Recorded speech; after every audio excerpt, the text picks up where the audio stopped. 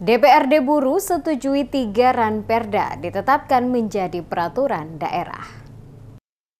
Dewan Perwakilan Rakyat Daerah atau DPRD Kabupaten Buru tetapkan 3 rancangan peraturan daerah atau ranperda menjadi peraturan daerah Kabupaten Buru dalam rapat paripurna DPRD Selasa 30 April 2024. Pantauan reporter Demes Media Group Sofian Muhammadiyah di Gedung Wakil Rakyat DPRD Buru. Setelah melewati tahapan pembahasan sesuai prosedur dan mekanisme, 3 rancangan peraturan daerah atau ranperda akhirnya ditetapkan menjadi peraturan daerah Kabupaten Buru oleh DPRD dalam rapat paripurna.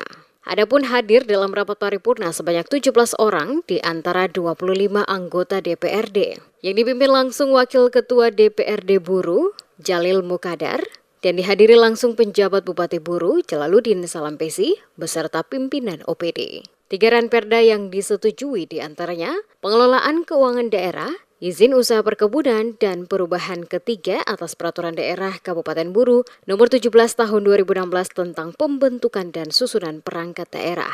Selanjutnya, ranperda tersebut disetujui dan disahkan dalam rapat paripurna DPRD dengan agenda penyampaian laporan Badan Pembentukan Peraturan Daerah dan pendapat akhir fraksi, sekaligus pengambilan keputusan DPRD serta persetujuan bersama terhadap 3 ranperda Kabupaten Buru. Sebelum disahkan, fraksi-fraksi diberikan kesempatan untuk menyampaikan pendapat. Kelima fraksi yang menyampaikan pendapat yakni fraksi Golkar, P3, PKB, GRS, dan Bupolo. Sementara itu, penjabat Bupati Buru Jalaluddin Salampesi menyampaikan bahwa pengesahan terhadap ranperda sangat penting untuk kebutuhan produksi hukum dalam pelaksanaan pemerintahan dan pembangunan. Menurut Salampesi, persetujuan untuk disahkannya ranperda sebagai salah satu upaya komitmen bersama antara pemerintah dan DPRD, sebab perda merupakan bentuk pelaksanaan dari otonomi daerah berdasarkan undang-undang.